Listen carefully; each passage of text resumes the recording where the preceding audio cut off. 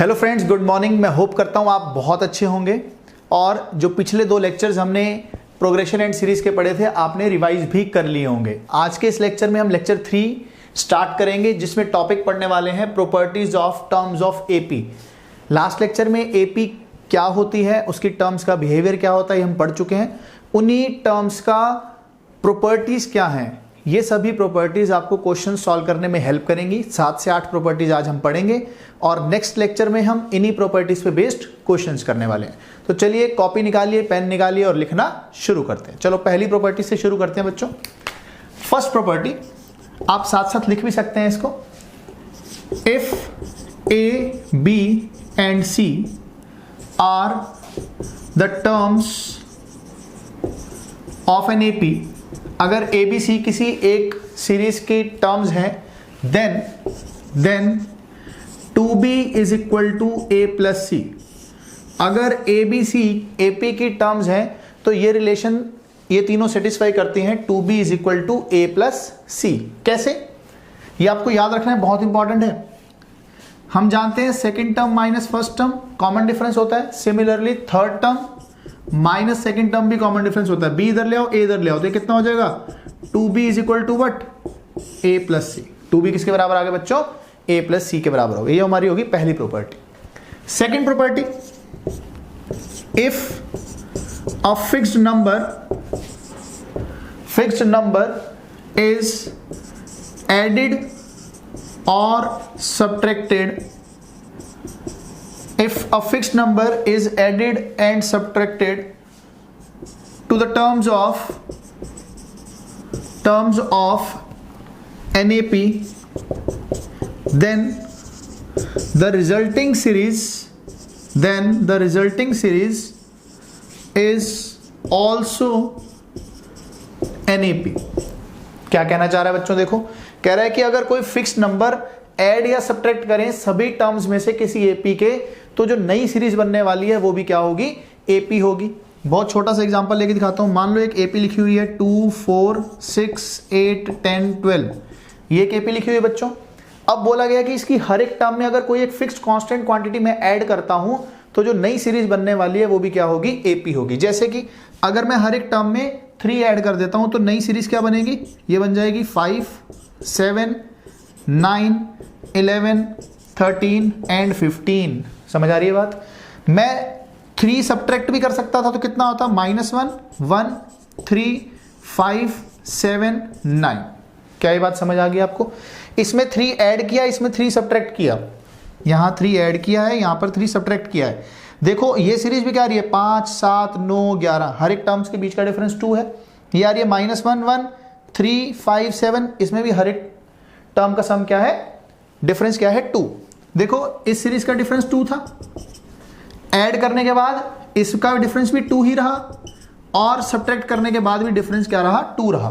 तो इसका मतलब ऐड और सब्ट्रैक्ट करने पर जो नई सीरीज बनती है जो कि एपी होती है उसका कॉमन डिफरेंस चेंज नहीं होता। क्या चेंज होता है, फर्स्ट टर्म चेंज हो जाती है। इसमें फर्स्ट टर्म क्या है 2 है, इसमें फर्स्ट टर्म कितनी है 5 है और इसमें फर्स्ट टर्म कितनी है बच्चों -1 है। बस इतना सा फर्क है और कोई खास फर्क नहीं है।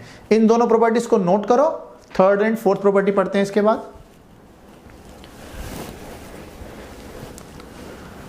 चलो मिटा रहा हूं मैं ना, तो आप स्क्रीनशॉट लेते रहें साथ साथ। थर्ड प्रॉपर्टी देते हैं। देखो बच्चों थर्ड प्रॉपर्टी क्या कहती है, if each term of an AP is multiplied by a fixed number or divided by a non-zero number, then the resulting series is also an AP. Resulting series भी क्या होगी बच्चों, एपी ही होती है। जैसा सम और सब्ट्रैक्ट करने पर भी सीरीज एपी रहती थी, अब भी सीरीज क्या रहेगी, एपी। छोटा सा एग्जांपल लेके देता हूं मैं आपको। सीरीज हमारे पास क्या है 2, 4, 6, 8, 10। अगर मैं हर एक टर्म को 3 से मल्टीप्लाई कर देता हूं, तो 3 से अगर मैं मल्टीप्लाई करूंगा तो नई सीरीज क्या बनेगी? 6, 12, 18, 24 एंड 30। समझ आ रही है ये बात कि नहीं?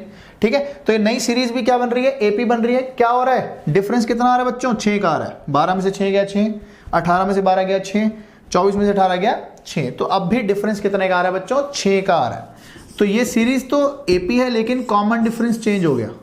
इस केस में कॉमन डिफरेंस 2 था बच्चों, इस केस में कॉमन डिफरेंस कितना हो गया? 6 का हो गया।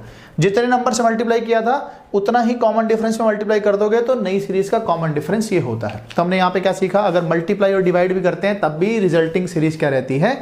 एपी ही रहती है। समझ आ गई? फोर्थ प्रॉपर्टी क्या है? फोर्थ प्रॉपर्टी देखो, consider two APs, consider two APs, consider two APs. पहली एपी ले ली बच्चों मैंने, A1, A2, A3, A4 ऐसे चल रही है अप टू AN। सिमिलरली दूसरी एपी ले ली B1, B2, B3, B4 up to BN। ठीक है बच्चों, 2 एपी ले ली। अगर मैं इनकी कॉरस्पॉन्डिंग टर्म्स को ऐड कर दूंगा, अगर मैं इनकी कॉरस्पॉन्डिंग टर्म्स को ऐड कर दूंगा, जैसे कि या सब्ट्रैक्ट कर दूंगा, A1 प्लस माइनस B1 कर लूं, प्लस कर लूं या माइनस कर लूं। अगर एक में प्लस कर रहे हैं तो सब में प्लस करना पड़ेगा, एक में माइनस कर रहे हैं तो सब में माइनस करना पड़ेगा। A2 plus minus B2, A3 plus minus B3, A4 plus minus B4, AN plus minus BN। अगर मैं ऐसा करता हूं तब भी रिजल्टिंग सीरीज क्या बनती है? AP में बनती है। तो हमारी सीरीज क्या बन गई बच्चों? ध्यान देंगे, A1 plus B1, A2 plus B2, A3 plus B3, कहां तक जा रही है?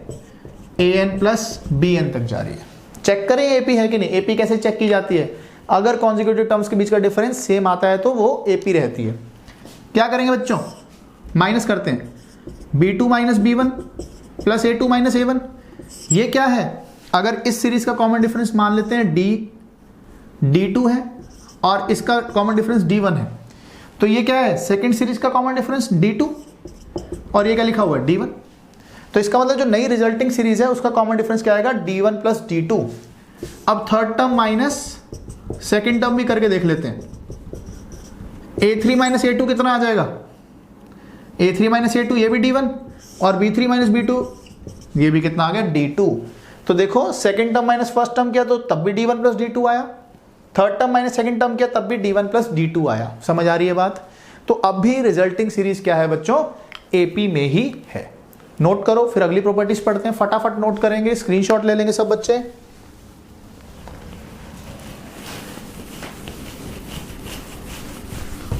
चलो आगे बढ़ते हैं।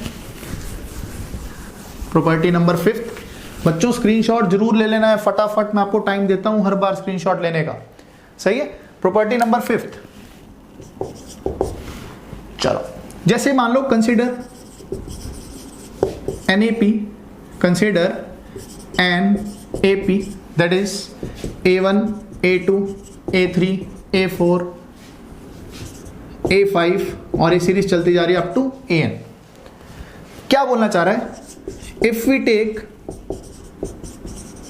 Terms at equal distance between them,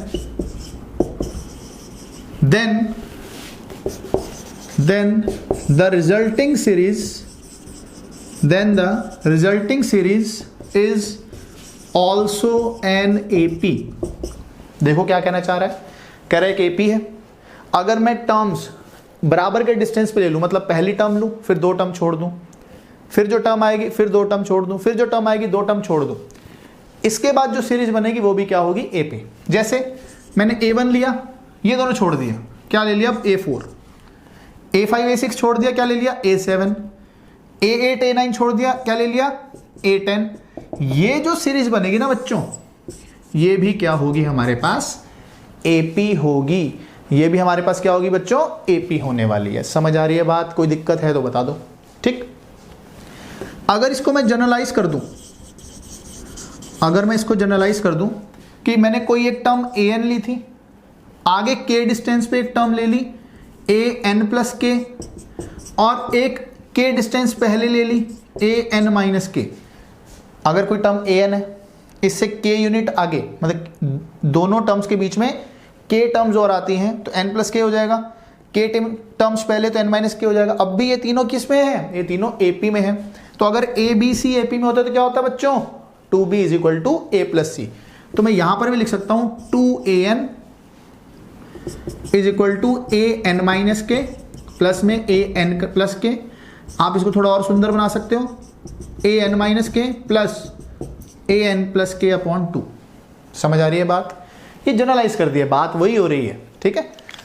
तो बराबर, अगर आप यहाँ 3-3 का डिफरेंस भी रख सकते थे, 4-4 का भी, 5-5 का भी, 6-6 का भी, डिफरेंस सेम रहना चाहिए। अगर डिफरेंस सेम रहता है तो रिजल्टिंग सीरीज हमारे पास क्या होती है बच्चों, एपी ही रहती है, कोई दिक्कत। समझ आ रही है बात। लास्ट प्रॉपर्टी रह गई है, इसको अच्छे से नोट करो या स्क्रीनशॉट ले लो, फिर हम लास्ट प्रॉपर्टी पढ़ते हैं बच्चों, ठीक है। स्क्रीनशॉट ले लिया सबने, वेरी गुड। लास्ट प्रॉपर्टी पढ़ेंगे। देखो लास्ट प्रॉपर्टी क्या कहती है, ये आपने 10th में भी पढ़ ली होगी लास्ट प्रॉपर्टी, है ना। Easiest way to take terms, है ना, मैं लिख देता हूं इसकी थोड़ी सी सब हेडिंग और बना लेते हैं। Easiest way to take terms. कुछ क्वेश्चंस आते हैं ऐसे, take consecutive 3 consecutive terms of AP, 4 consecutive terms of AP, 5 consecutive terms of AP. तो मैं आपको एक ऐसी टर्म्स लिखनी सिखाऊंगा जिससे क्वेश्चंस करने आसान हो जाते हैं। अगर किसी क्वेश्चन में लिखा हुआ है 3 consecutive terms of AP, 3 consecutive terms, तो आप क्या लेंगे, आप लेंगे a माइनस डी, ए और a प्लस डी। आप कहोगे सर आपने a plus D, a plus 2d क्यों नहीं लिया, वो भी ले सकते हो, कोई दिक्कत वाली बात नहीं है, लेकिन ये थोड़ा सा आसान है। फायदा क्या होगा इसमें, क्वेश्चन आएगा कि 3 कॉन्जिक्यूटिव टर्म्स ऑफ एपी हैं, उनका सम ये है। जब आप इन दोनों का सम करोगे ना तीनों का, तो d से d कट जाएगा, वेरिएबल एक ही बचेगा और उस वेरिएबल की वैल्यू मिल जाएगी आपको, ठीक है। अगर आपको कोई बोले इन तीनों का टर्म्स का सम कितना k दे रखे हैं, तो आप क्या लिखोगे, a minus D, a plus D कितना k, d से d कट गया, तो 3a की वैल्यू कितनी आ गई k, a आ जाएगी k/3। हो गया काम आसान कि नहीं, ठीक है। तो यहां पर काम आता है। सेम आपको बोला जा सकता है 4 कॉन्जिक्यूटिव टर्म्स, 4 कॉन्जिक्यूटिव टर्म्स। तो जब भी 4 कॉन्जिक्यूटिव टर्म्स आएगा आप ये ले लेंगे, a minus 3d, a minus D, a plus D and a plus 3d। समझ आ रही है बात। एक 5 कॉन्जिक्यूटिव टर्म्स और लिखवाऊंगा जो कि जनरली पूछ लिया जाता है, 5 कॉन्जिक्यूटिव टर्म्स, 5 कॉन्जिक्यूटिव टर्म्स ये आ जाएंगे बच्चों, a minus 2d, a minus D, a plus D and a plus 2d। क्या ये बात आपको समझ आ गई बच्चों, है कोई दिक्कत तो बता दो। बहुत आसान था, ये क्लास 10th में भी आप पढ़ चुके हो। इसी के साथ हमने सारी प्रॉपर्टीज पढ़ ली हैं। इन प्रॉपर्टीज पे बेस्ड क्वेश्चंस हम नेक्स्ट लेक्चर में पढ़ने वाले हैं, मिस नहीं करना, नोट्स अच्छे से बनाओ। कोई डाउट है तो कमेंट सेक्शन में पूछो, आप डायरेक्ट हमें मैसेज भी कर सकते हैं, डिस्क्रिप्शन बॉक्स में हमारा नंबर भी है। समझ आ रही बात, शाबाश, थैंक यू बच्चों, नोट कर लो, बाय बाय।